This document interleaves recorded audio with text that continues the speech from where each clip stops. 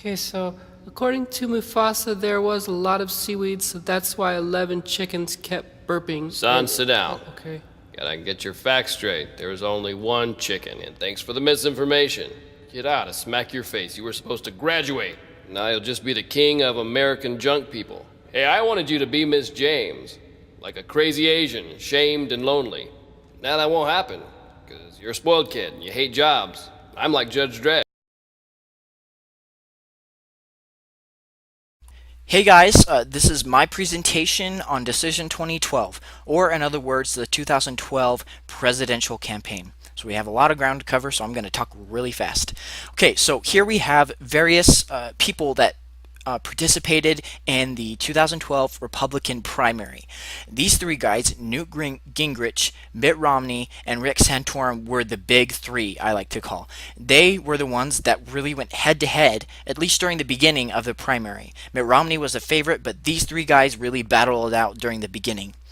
But eventually, Mitt Romney, after battling with these two other candidates, was able to come out on top. He gained a lot of ground, a lot of momentum, and before Super Tuesday won a lot of primaries, and then during Super Tuesday, he just totally crushed Santorum and totally crushed Gingrich. So he was able to win the primary for the Republican Party and was nominated a little later.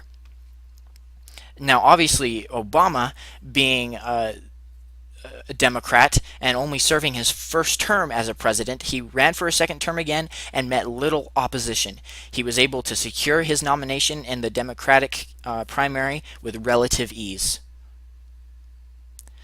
Now, before we talk about Mitt Romney and Barack Obama going head to head on certain issues, I think it's important to talk about the issues themselves, to talk about the state of America during this time.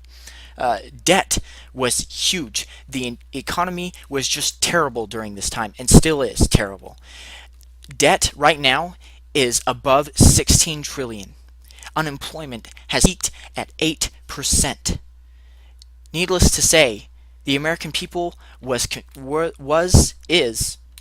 confused. They are lost. They have no idea what to do. And so the American people at this time, they looked to Romney and they looked to Obama to solve the problems. They looked to these two, one of these two, to lead the nation to become the America that we all know and love. They really needed somebody to lead them, to get them out of this rut, to get them out of this hole that we call the greatest, one of the greatest depths of all time in American history. So here we have Obama and Romney. They went head to head after they both secured their nominations, and they just really just went head to head on many things, and they didn't see eye to eye on a lot of issues. But the economy was seen as the most important thing because they couldn't solve all the other issues without being strong on the economical sense. So Romney, as far as economical plan goes, promised to cut $500 billion per year from the federal budget by 2016 to bring spending below 20% to the U.S. economy and to balance it by 2020. But vital specifics to this plan are lacking. Barack Obama's plan, as far as economical goes, promised to cut projected deficits by $4 trillion over 10 years, a goal that would require Congress to raise the capital gains tax, boost taxes on households, and many other things. So those were the two plans. Now we can talk about the results of the election. Here we just see that Obama totally crushed Romney. The Electoral College votes was just a landslide in favor of Obama, and so the American people elected Obama, and we'll see how he does in the future. But now, in conclusion, I would just like to state that we control our destiny. American people, with the rights that we have, we control what happens to us. And so now I would like to just present a video to you where Abraham Lincoln in this Disney attraction talks about this idea that we control our destiny. So I hope you guys enjoyed the video.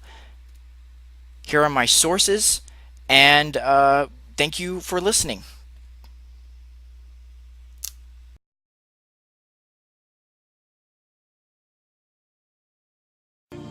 At what point shall we expect the approach of danger?